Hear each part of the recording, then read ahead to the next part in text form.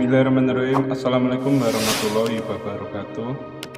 Pemirsa yang dirahmati Allah, marilah kita simak ceramah dari Buya Arif Yasin dengan tema Sabar Tingkat Tinggi. Sebelumnya marilah kita bersolawat terlebih dahulu. Allahumma sholli ala Sayyidina Muhammad wa ala ali Sayyidina Muhammad. Selamat menyaksikan. An Anas radhiyallahu ta'ala anhu qala marra an-nabiy sallallahu alaihi wasallam ala imra'atin tabki inda qabrin. Nabi sallallahu alaihi wasallam melewati seorang perempuan yang tabki, yang nangis inda qabrin, di kubur.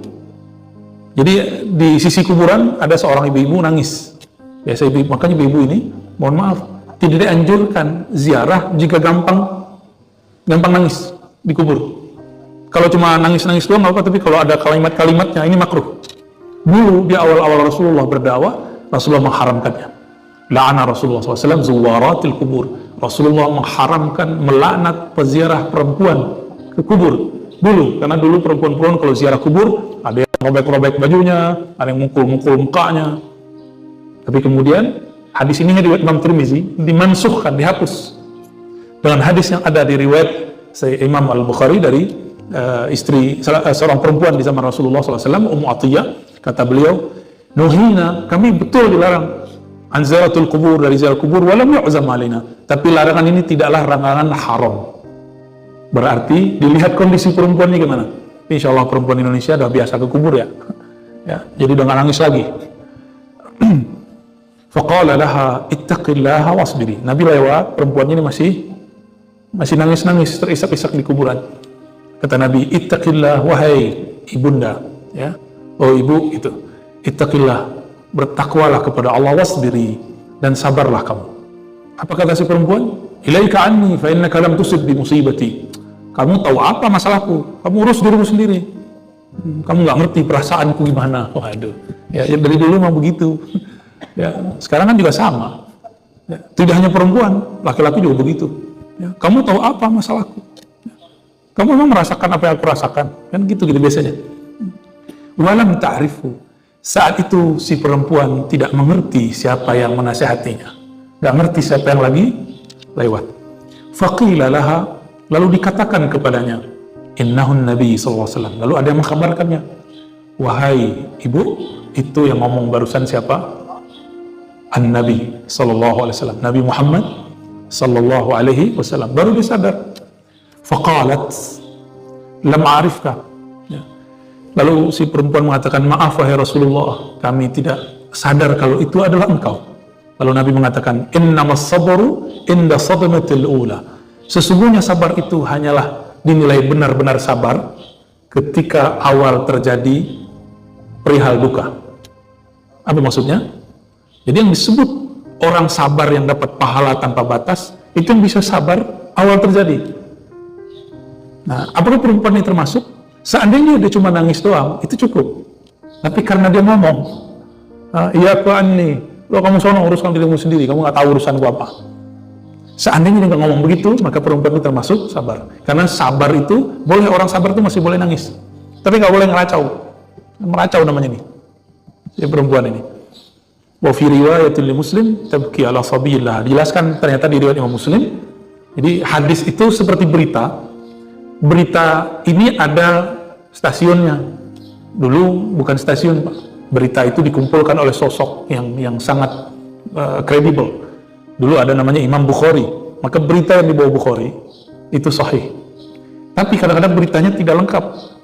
Lengkapnya ada di riwayat Muslim. Kita cek, ternyata di riwayat Muslim disebutkan si perempuan itu dirundung duka, mendapatkan kemalangan karena dia merasa sedih anaknya meninggal. Disebutkan wa fi riwayatil Muslim, di riwayat Imam Muslim, tabki ala sabiyillah, si perempuan itu nangis karena anaknya meninggal. Benar nggak kalau anak kita meninggal kita nangis? Jangankan anak meninggal, sakit aja kita nangis. Anak kita kesusahan aja kita nangis.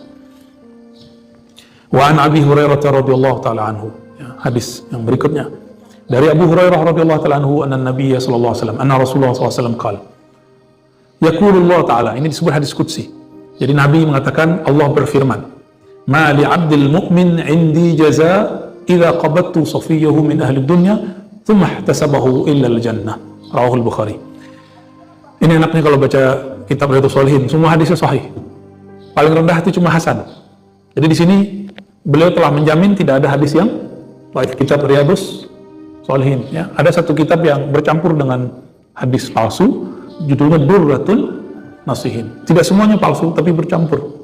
Ya. Bacaan kita waktu kita dulu belum mengerti benar, ya, kajian-kajian hadis. Saya dulu sampai khatam lebih dari 5 kali, Pak. Jadi udah hampir hafal tuh ibarat-ibaratnya. Setebal ini ada juga, setebal ini juga lah. Akhirnya sekarang kalau orang menyebut satu riwayat, kita ngerti, wah ini dari Durratun Nasihin. Ya. Biasanya ciri-cirinya satu, penyebutan pahalanya lebay. Bahkan ada pahala yang melebihi pahala Lailatul Qadar. Itu saya penciriannya itu aja. Suatu amal sunat, pahalanya lebih tinggi daripada Lailatul Qadar. Itu biasanya hadisnya bermasalah. Ya. Di sini dikatakan, ma li 'abdil mu'min 'indi jaza. Tidak adalah balasan bagi hambaku yang mukmin, berarti syarat dapat balasan yang boleh kita sebut pahala. Pahala itu bukan bahasa Arab, tapi dari bahasa Sanskrit lama, Sanskerta, ya, karma pala, mereka nyebut gitu. Karma ini bahasa mereka, balasan, ya, ganjaran, ya. Jika baik dapat kebaikan, jika buruk dapat keburukan. Kalau kita sih dapat ayatnya, wa may ya'mal khairan yarah wa may ya'mal syarran yarah. Yang buat baik cash dia pasti dapat balasnya. Yang dapat buruk dia akan langsung dapat keburukannya. Jadi kita nggak perlu pakai istilah itu sebenarnya.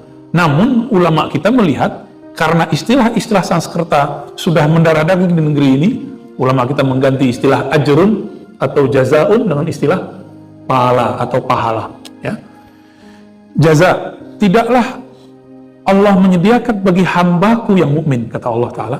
Berarti syarat orang dapat pahala itu mukmin, percaya bahwa yang mengujinya Allah. Kalau kita tahu yang menguji kita Allah, kita ridho nggak, Pak? Ridho nggak? Harus ridho. Bapak nih diuji sama istri, cubit. Gimana, Pak? Disenggol sama anak, gimana? Balas nyenggol nggak? Enggak, malah kita senang, gemes. Begitulah kira-kira seorang mukmin, karena dia senang cinta kepada Allah, dicubit dengan cobaan oleh Allah, dia malah senang. Alhamdulillah Allah masih memperhatikanku. Gitu, ya. Nah, semoga kita termasuk hamba Allah yang begitu. Amin, ya. Idza qabattu safiyyahu min ahli dunya, jika aku uji dia dengan diambilnya safiyyahu, orang yang dicintai di dunia, baik orang tuanya, pasangannya, anaknya, saudaranya, kekasihnya, ya, gurunya, teman dekatnya. Min ahli dunia, dari ahli dunia, berarti orang yang hidup di dunia lalu meninggal. Sumahtasabahu, lalu dia hanya berharap balasan ridho dari Allah SWT, maka Allah Ta'ala akan membalasinya surga. Illal jannah. Inilah yang dikatakan di dalam ayat yang di awal kita baca dulu, surat Az-Zumar ayat 10. Innama yuwaffas sabiruna ajrahum bighairi hisab. Hanyalah orang yang sabar itu dibalasi dengan balasan tanpa hisab. Apa arti tanpa hisab? Nggak tahu lagi hitungannya berapa. Kalau saya sedekah, ikhlas gak ikhlas dapat 10. Ikhlasnya lebih tinggi dikit 700. Ikhlasnya lebih tinggi. Ini yang disebut unlimited. Begitulah orang sabar. Ya. Nah, ujian ini Bapak Ibu, ada ujian fisik, materi, tadi ujian keluarga yang wafat. Ada ujian non-fisik. Ujian Nabi Muhammad itu tidak hanya diuji fisiknya, tapi juga diuji non-fisiknya. Bayangkan lagi asik berdakwah, tidak ada yang menjaga beliau, Abu Thalib meninggal, yang backup. Khadijah ya, meninggal. Terpukulnya berkali-kali, maka Allah SWT memperjalankan rohaninya, Sallallahu Alaihi Wasallam, lalu Mi'raj. Sehingga beliau kemudian betul-betul utuh, hanya meminta perlindungan kepada Allah Subhanahu wa Ta'ala. Ya. Nabi Muhammad hijrah ke Taif, lalu diusir oleh orang Taif. Itu yang berat di mana, Pak? Perasaannya. Maka ujian perasaan itu lebih berat. Lebih berat. Inilah yang terjadi pada Rasulullah SAW. Rasulullah dituduh oleh pamannya sendiri sebagai kahin, dukun, sahir, penyihir, majnun, gila. Kalau bagusan dikit disebut, kalau lagi kambuh tuh syair, dia lagi bersyair. Disebut Nabi itu kalau baca ayat lagi kambuh gilanya, lalu bersyair. Lengkap sudah. Ya. Maka disebutkan di dalam hadis-hadis ini, asyadun nas balaan, orang yang paling kuat dapat bala itu para nabi, lalu orang yang mengikuti ruhaninya para nabi. Jadi Bapak ini kalau nanti betul-betul ngikutin pola-pola kenabian, nanti dituduh gila sama orang, Pak. Ya, gila kali itu, tahajud mulu. Gua gila kali itu, kemana-mana buat tasbih. Gua gila kali itu, begitulah orang-orang mikir kita. Ngomong Allah mulu, kayaknya udah gak waras tuh orang. Nanti sampai begitu, Pak. Salah satu guru kita, Kiai Basyarudin namanya di Tangerang, itu bilang begitu. Guru saya dulu ngomong, kamu belum disebut kekasih Allah sampai dulu 16 kampung, katanya. Bilang kamu gila, itu bahasa dulu. Kalau sekarang di Facebook, apa disebut gila tuh ya, sesat lu gitu. Fi dhalalin mubin. Ini akan dialami oleh orang-orang yang mengikuti pola-pola rohani Rasulullah Sallallahu Alaihi Wasallam. Apa yang kemudian dilakukan beliau? Qulillah summa dzarhum fi khawdihim yal'abun. Katakan Allah saja. Ya, tinggalkan mereka sibuk dengan apa yang mereka mainkan. Ya, fi khawdihim yal'abun. Udah dibiarin aja. Kita nggak usah balas-balas amat. Ya. Udah disebut aneh belum, Pak? Ya, jenggot, teroris gitu. Ya, nanti lengkap tuh. Dulu kan sampai ada pimpinan Kapolri ngomong begitu, ya, kalau berjenggot teroris.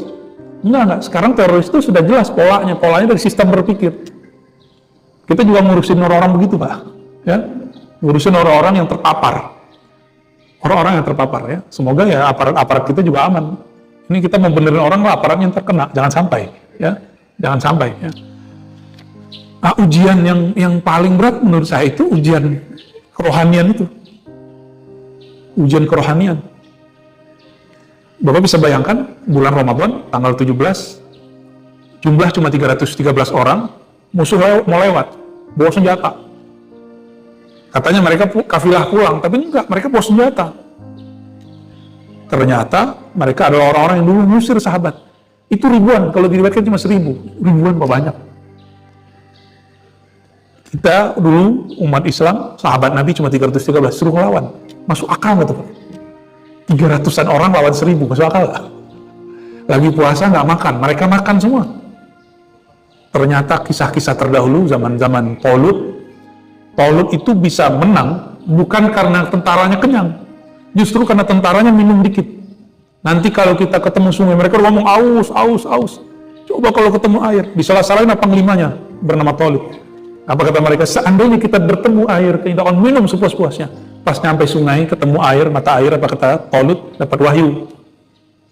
Nggak boleh kecuali minum pakai telapak tangan. Dikit-dikit, nggak boleh banyak, artinya nggak boleh tamak. Maka inilah cara Allah, cara para nabi, para wali mendidik murid-murid mereka. Hidup sederhana. Bukan berarti nggak bisa, airnya ada kok. Kan tinggal diambil. Bener lah. Orang yang minum banyak, mereka kelelahan, kecapean, lalu bilang, udahlah Talut, gak usah diikutin. Sisa cuma 313 orang. Jadi kisahnya sama dengan, cuma kejadian yang berbeda. Karena ulama pewaris para nabi. Ternyata 313 itu, semuanya rohaninya seperti nabi di zaman Talut. Dan orang-orang yang berjuang di zaman Rasulullah itu, mereka adalah pewaris para nabi-nabi itu. Rohaninya. Al-ulama warasatul anbiya. Para ulama itu pewaris para nabi. Jadi kalau umur kita panjang nanti, Pak, kalau Allah panjangkan, nanti di akhir zaman itu kita akan menyaksikan tentara yang sedikit melawan tentara yang banyak. Ya, walau alam itu nyampe nggak umur kita tuh ya. Hadis yang ketiga, an Sayyidatina Aisyah radhiyallahu ta'ala anha. Dari Sayyidah Aisyah radhiyallahu ta'ala anha. Sayyidah Aisyah istri Rasulullah dan satu-satunya yang gadis. Jadi Rasulullah itu kalau emang mau kolektor perempuan, seharusnya nggak kolektor gadis, Pak. Nggak kolektor janda, malah kolektor gadis. Dan Nabi tidak menikahi seorang perempuan karena sebatas mau menikah. Tapi memang ada perintah dari Allah SWT. Apa rahasianya? Ulama menyebutkan macam-macam rahasia. Tapi yang pasti itu perintah. Disebutkan dalam riwayat Nabi, dalam riwayat Nasa'i, hubbiba ilayya minad dunya an-nisa. Allah membuat aku cenderung sedikit kepada dunia. Hanya 3 hal, salah satunya menikah.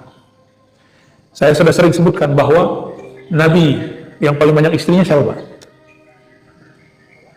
Nabi yang paling banyak istrinya? Bukan. Nabi Sulaiman. Berapa, Pak, istrinya? 400. 600 itu ininya, budaknya. Bayangin Pak, 100 itu ayahnya awalnya, tapi kemudian Allah izinkan mengambil budak atau mungkin selir atau apa menjadi 1000 juga. Tapi saya cek dalam sejarah raja-raja dan kaisar-kaisar dunia, di Cina itu dulu ada kaisar permaisurinya 1, selirnya sekian, lalu gundiknya sampai 5.000. Terus di kekaisaran Romawi sama, bahkan lebih dari 10.000. Itu gimana caranya itu ya? Saya juga nggak tahu tuh ya. Jadi ketika Rasulullah cuma menikah 11 istri, itu mah dikit di masanya. Di masa saat itu masih ada Kaisar Romawi, masih ada Raja Persia, masih ada Raja Cina yang mereka menikah dengan banyak istri. Jadi Nabi sudah sangat super hemat itu. Kalau beliau mau kan bisa banyak. Ini bukan alasan juga ibu-ibu debat bapak-bapak ya. Nah, Sayyidatuna Aisyah hanya satu-satunya. Itu pun ayahnya yang bersikeras, ayahnya Sayyidatuna Aisyah. Wahai Rasulullah, ini anak saya. Maka dinikahkanlah sebelum beliau hijrah ke Madinah. Tapi nggak kumpul karena masih kecil. Nah, jadi orang Arab sampai sekarang udah biasa nikahin anak umur kecil, nikahin doang, kumpulnya belum. Apa namanya kalau sekarang nikah apa namanya? Nikahin anak kecil tuh, ya, bukan. Ada istilahnya. Itu sebenarnya dalam hukum fikih tidak ada tidak ada larangan. Namun sekarang orang-orang membuat hukumnya bahwa itu tidak boleh. Ya sudah, kita berdamai. Ya. Secara hukum kenegaraan tidak sah, tapi dalam hukum agama itu sebenarnya diperbolehkan. Lalu berkumpul umur 9 tahun. Saya mikir umur 9 tahun kumpul, apakah Sayyidatuna Aisyah sudah dewasa? Kita dapat berita lah dari teman-teman kedokteran, ada laporan bahwa ada seorang perempuan di Afrika dulu, umur 9 tahun sudah haid. Oh, berarti sangat mungkin. Sangat mungkin ya. Wallahu a'lam bishawab. Sayyidatuna Aisyah Ummul Mukminin ini sangat dibenci di kalangan Rafidhah. Rafidhah itu kelompok Syiah yang benci istri dan sahabat Nabi kecuali Khadijah. Sayyidatuna Aisyah ketika Rasulullah wafat, itu wafat dalam pangkuannya.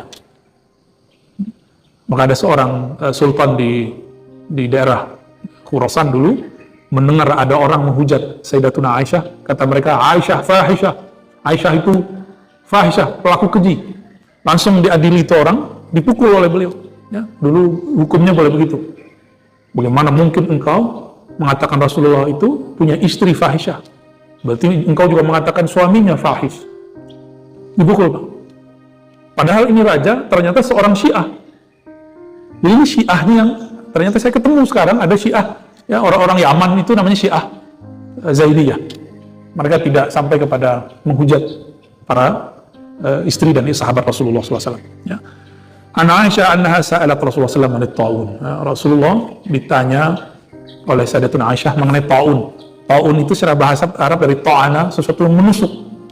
Tapi ta'un itu berarti wabah penyakit. Bisa sekarang disebut virus. Ya.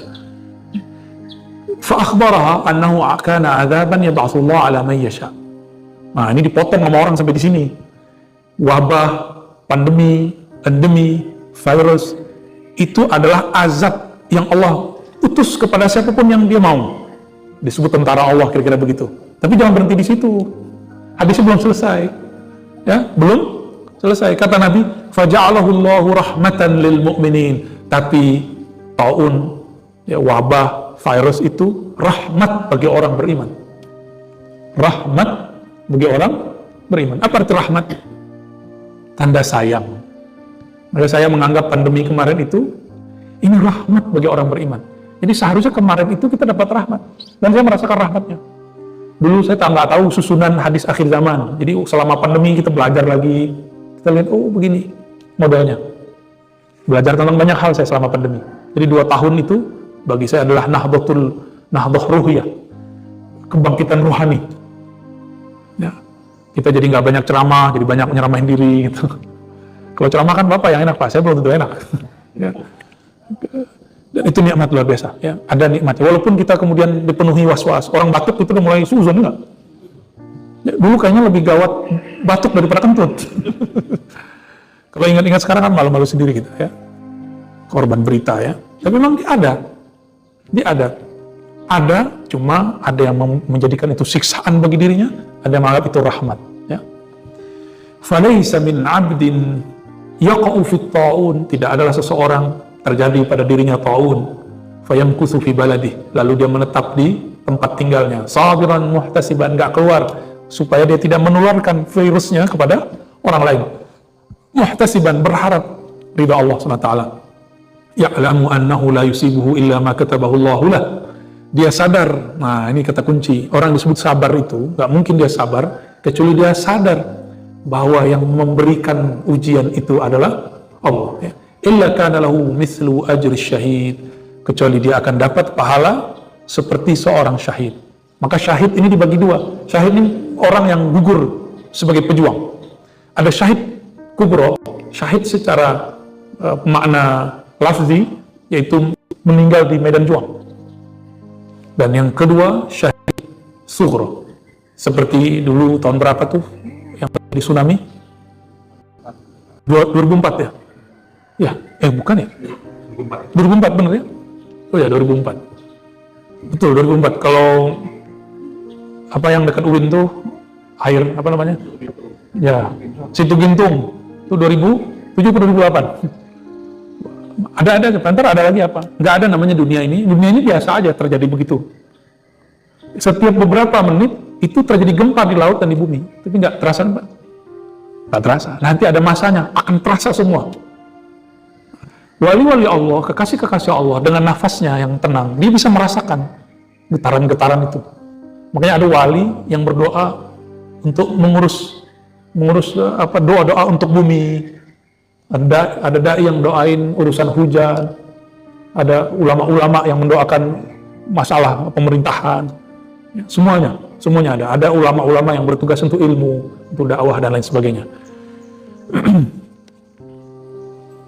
Sayyidina Umar, beliau ini diajak Rasulullah bersama Abu Bakar dan Utsman naik gunung Uhud. Uhud tahu kalau yang naik Nabi dan Wali. Grogi, Pak. Jadi gunung bisa grogi. Bergetar nih. Ketika bergetar, Nabi ngomong kepada gunung. Gimana orang kafir Quraisy nggak bilang gila kan? Nabi ngomong ke gunung. Ya, kalau kita kan paham, Nabi ngomong bukan nama fisik gunungnya, tapi kepada spirit yang Allah taruh pada gunung, sehingga dia bergerak. Berarti ada ruh, namanya ruh jamad, ruh yang tidak bergerak. Jamad itu artinya yang tidak bergerak.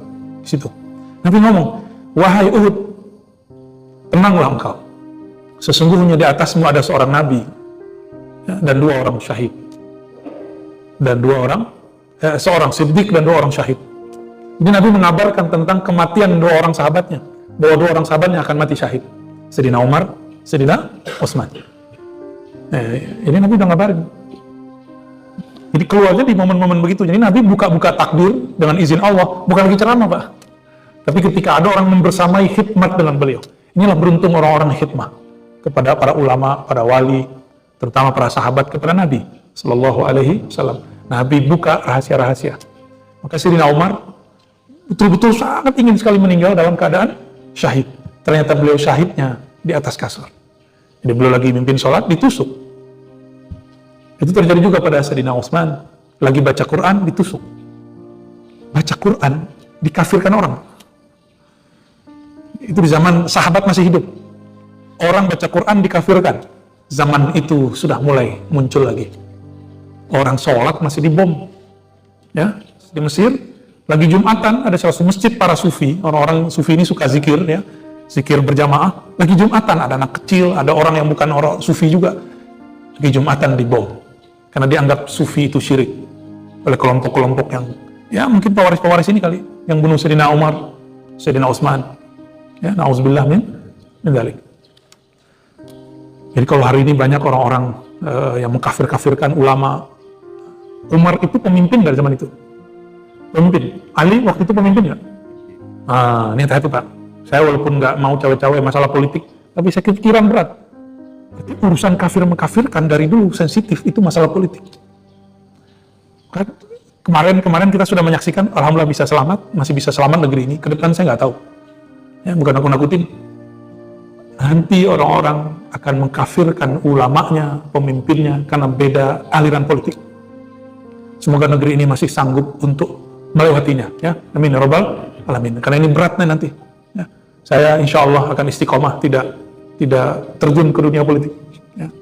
Nggak mau juga Pak. Tapi saya mendoakan orang-orang yang sedang berpolitik. Karena Islam tidak boleh dipisahkan juga ajarannya dengan ajaran politik. Ada politik dalam ajaran kita. Namun yang masuk ke wilayah sana cukup yang ahli aja. Kayaknya Ustaz Fadun ya. Orang politik ini ya. Saya nggak ngerti ya. Selamat Ustaz Fadun. 2 hadis lagi lah ya.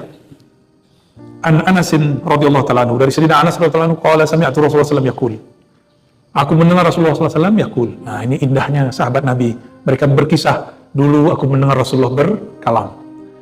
Inna Allah azza wa jal qala idza ibtalaitu 'abdi bihabibatayhi fasabara wattuhu minhumal jannah yuridu 'ainai. Ini masalah anggota tubuh, ada nggak yang kena sakit? Orang dulu penyakitnya bukan asam aurat Pak. Bukan asam urat. Ya. Dulu masalahnya karena debu. Belum ada kacamata anti debu dulu. Yang banyak di umur tua mereka masalahnya di mata. Dan belum ada kacamata kayak Pak Ampal nih, belum ada. Ya, kayak antum nih belum ada dulu ya. Maka Sayyidina Ibnu Abbas tuanya buta. Guru dari guru-guru kita namanya Syekh Yasin Al-Fadani, itu orang kita, lahir di Mekah, meninggal di Mekah. Syekh Yasin Al-Fadani, Al-Makki. Beliau gurunya para ulama. Jadi saya ketemu ulama-ulama dari Arab, bahkan dari Barat. Itu mereka berbangga menyebut guru kami Syekh Yasin Al-Fadani. Ya. Itu tuanya juga, matanya ada yang buta. Ya, itu pengaruh udara yang sangat panas dan debu pastinya. Syekh bin Bas, ya, imamnya teman-teman Salafi, itu juga matanya kena. Dan banyak-banyak sekali. Apa artinya? Nabi berbicara ujian yang ada di zaman itu. Kalau sekarang kayaknya asam aurat, gula ya. Bapak ini kemanisan soalnya sama ibu ya, jadi manis, gula jadinya. Apalagi kita ini kan dekat aja naik motor ya, mohon maaf ya.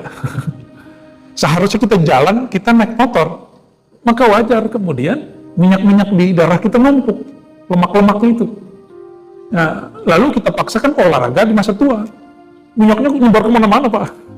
Ya, maka sekarang jangan olahraga keras, yang umur-umuran ya kita nih lah ya. Olahraganya yang cocok dengan sendi-sendi kita lah. Udah mulai goyang.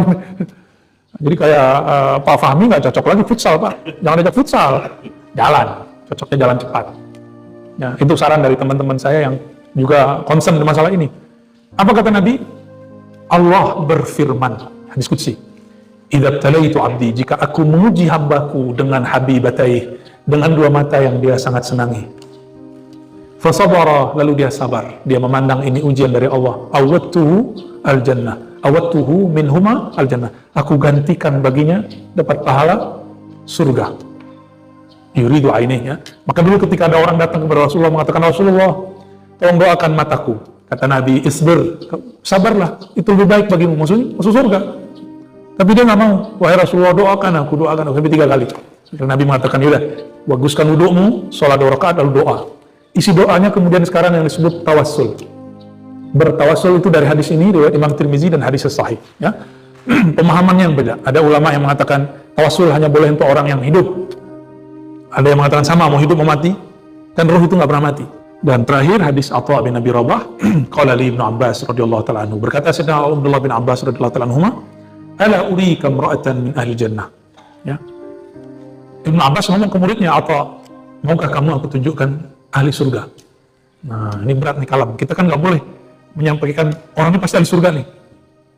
Lalu kok Ibnu Abbas berani? Ternyata dulu pernah dikatakan oleh Rasulullah, cuma nggak dikabarkan kepada perempuan ini. Fakultu bala, lalu si tabi'in namanya Atha mengatakan, tentu wahai guruku. Qala, lalu jalanlah. Hazihil mar'atus sauda, perempuan yang kulitnya hitam legam ini. Atat Nabi sallallahu alaihi wasallam, dia datang kepada Nabi di masa hidupnya. Faqalat inni asra'u wa inni ataqashafu fad'ullaha ta'ala li. Wahai Rasulullah, saya ini punya penyakit. Ya, asra ini mirip-mirip penyakit kayak orang ayan atau orang-orang suka pingsan. Bukan ayan ya, pingsan barangkali. Sorok ya. Ya? Nah, sekarang namanya epilepsi ya. Ini kalau pingsan, tapi bukan berbuih, bukan. Dia kalau pingsan, sebelum pingsan itu gerak-gerak dulu, akhirnya kebuka auratnya. Maka dia mengatakan, wa inni atakashaf, sehingga tersingkaplah auratku tanpa sengaja. Fadu'ullah ta'ala li. mohonkanlah kepada Allah agar aku sehat. Ya, wajar ya. Dia bukan karena sakitnya, tapi dia tidak tahan atau dia malu jika auratnya terbuka. Apa kata Nabi? In syi'ti sabarti walakil jannah. Wahai ibunda, jika engkau mau, sabarlah, engkau pasti masuk surga. Ya. Wa in syi'ti da'utullah ta'ala yu'afiyak. Kalau kamu mau, aku doakan kamu sembuh dalam waktu dekat. Apa jawaban si perempuan? Qalat asbir. Mending aku masuk surga, wahai Rasulullah. Daripada sehat belum tentu masuk surga. Kayaknya kita nggak mau kayak gini, Pak ya. Mau sembuh aja itu. Kalau begini kasihan juga dokter, Pak. Ya. Dokter ntar sepi klinik-klinik ya. Dokter itu pilihan nomor 2 tadi ya. Kamu pilih surga atau pilih sembuh? Belum tentu orang sembuh ini masuk neraka juga belum tentu. Ini kan belum diterusin aja, Pak. Ya. Kalau diterusin, jika engkau mau, aku doakan sembuh, lalu engkau bersyukur gitu.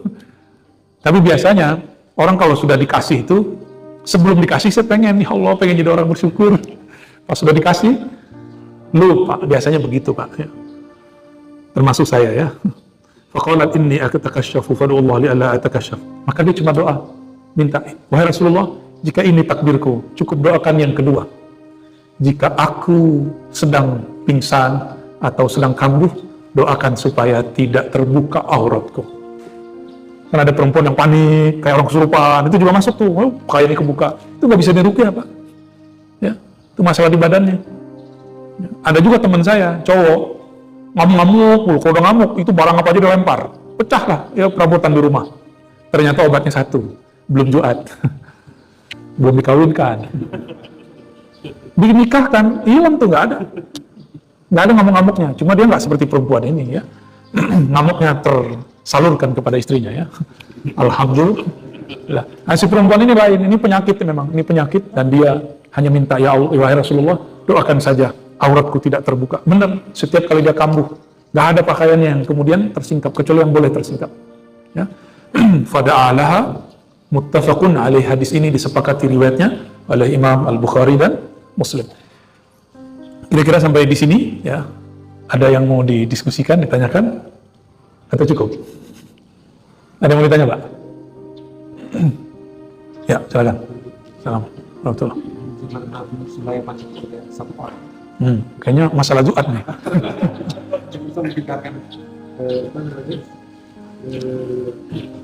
Nggak apa-apa, Mas. Ya.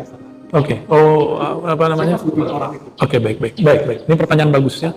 Di zaman Nabi Sulaiman ada sosok yang menarik, misterius. Ya, ketika Nabi Sulaiman buat sayembara, siapakah di antara tentara-tentara Sulaiman? Nabi Sulaiman itu tentaranya ada jin, ada manusia. Ngeri, Pak. Tentaranya nggak hanya manusia, juga ada jin. Dan jinnya disuruh kerja.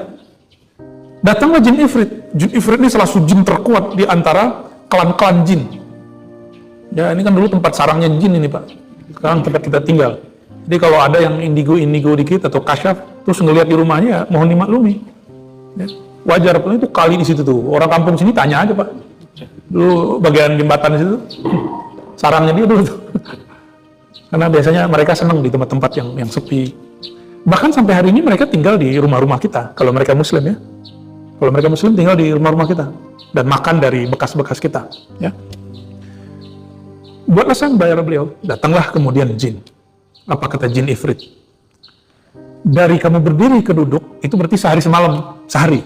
Jadi Sayyidina Sulaiman ini kalau mengawasi orang kerja, itu beliau duduk atau berdiri gitu ya, pakai tongkatnya. Maka tongkat Nabi Sulaiman ini jadi legenda. Karena kalau tongkatnya masih dia pegang, jin lihat, oh masih hidup nih Sulaiman. Kerja terus. Walhasil, Nabi Sulaiman mempertimbangkan. Tapi kelamaan juga. Nabi Sulaiman pengen yang lebih sakti dari itu. Apakah Nabi Sulaiman tidak sanggup? Beliau sanggup dengan izin Allah. Tapi enggak pantas seorang raja, seorang nabi plus raja, ngurusin pemindahan. Itu kontraktor, Pak. Ini juga bisa jawaban kepada semua kita ketika membaca situs-situs bersejarah, kok ada benda, belum ada alat, tapi bisa pindah ke suatu tempat yang tinggi. Seperti di Borobudur, juga ada di Libanon itu, kayak ini namanya apa, Pak? Ya, kita nyebutnya batu apa sih namanya nih? Marmer, sejenis ini. ada satu bangunan tua ribuan tahun umurnya di Lebanon, itu ada di tengah, di dalam kuil. Gimana cara bawanya? Cara bawanya itu membingungkan. Belum ada alatnya, tapi bisa dibawa. Maka mulai banyaklah muncul teori-teori aneh-aneh ya. Saya tidak mau berspekulasi, kita yang baca yang ada di Quran aja ya. Sayyidina Sulaiman ketika tidak puas, tiba-tiba ada satu sosok datang. Orang ini bernama Asif bin Barkhiyah. Ya, Asif bin Barkhiyah. Syekh Abdul Qadir Jilani Al-Kutub Rabbani dalam kitab Ghunyah menyebutkan apa amalan orang ini. Sehingga dia bisa memindahkan gunung, bukit, istana. Tapi kalau Bapak yang ngamalin, saya yakin bisa, Pak. Amalan sederhana, ya hayu ya qayyum. Coba Bapak amalin itu, bisa nggak mindahin masjid? Nggak yakin saya. Beliau sudah beramal lama sekali ini. Asif bin Barkhiyah. Disebut orang yang diberikan ilmu daripada Alkitab. Kitab suci, rahasia-rahasia kitab. Orang-orang yang memiliki ilmu ini. Nah, ini perbedaannya. Ini manusia. Apa kata beliau? Wahai baginda Nabi Sulaiman, aku saja. Kenapa? Itu kelamaan tuh katanya. Jin Ifrit kelamaan. Kamu bisa berapa saat? Sekedip mata. Tapi itu bahasa Arab menunjukkan sebentar.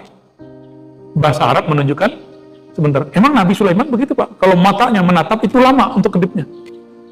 Tapi nggak selama tongkatnya berdiri. Lama beliau begitu.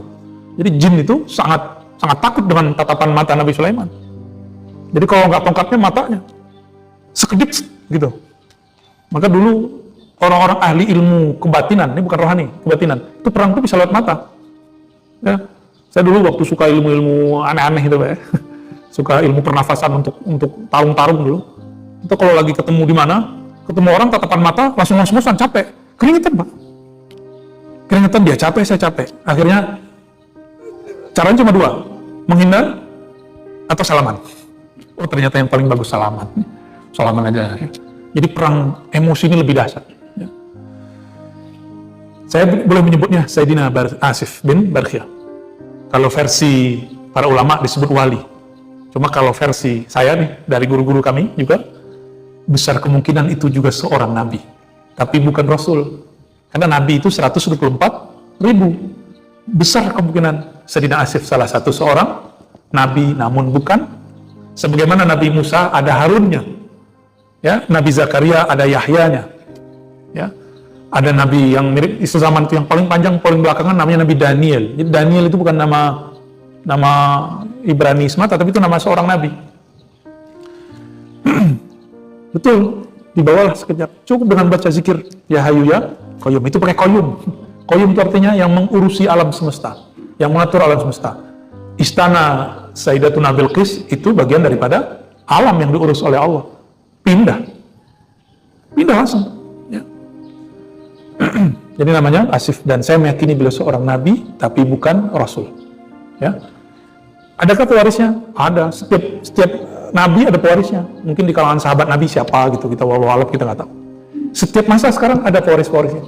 Jadi setiap ulama itu, Bapak, 124.000, maka ulama yang wali Allah setiap masa juga nggak kurang dari 124.000. Ada yang mewarisi ilmu Nabi Adam, ilmu Nabi Nuh, ilmu Asif, ya, ilmu Nabi Harun. Nah, itu pasti ada terus sampai sekarang. Cuma mereka Allah sembunyikan lewat ilmu-ilmu atau lewat penampilan-penampilan yang sulit kita ketahui. Bapak Ibu yang bukan Allah, di hadis ini menunjukkan bahwa ada dua hal, ya, tiga hal lebih kurang. Pertama, sabar itu disebut sabar tingkat tinggi yang dapat pahala, ridho dan surga. Orang yang bersabar di saat diuji, bukan setelah diuji. Setelah diuji semua orang bisa cerita. Dan yang kedua, wabah, bencana, pandemi itu bisa dipahami dua. Maka takdir itu tergantung penerjemahan kita. Bisa berarti azab, bala, bencana, bisa berarti rahmat. Ya. Dan yang terakhir, Nabi itu ternyata berdoa. Kalau doanya diampuni. Nah, doa bisa mengampuni. Ini disebut dengan ilmu syifa. Ilmu syifa, ilmu pengobatan. Ya. Nah, kalau sekarang ada ulama kita yang dengan air bisa menyembuhkan dengan izin Allah, barangkali turunan dari ini, waris dari ini. Ya. Dan di sini menunjukkan bahwa para sahabat Nabi lebih memilih surga, yaitu bersabar dengan penyakitnya, daripada disembuhkan tapi lupa. Ya. Semoga Allah menjadi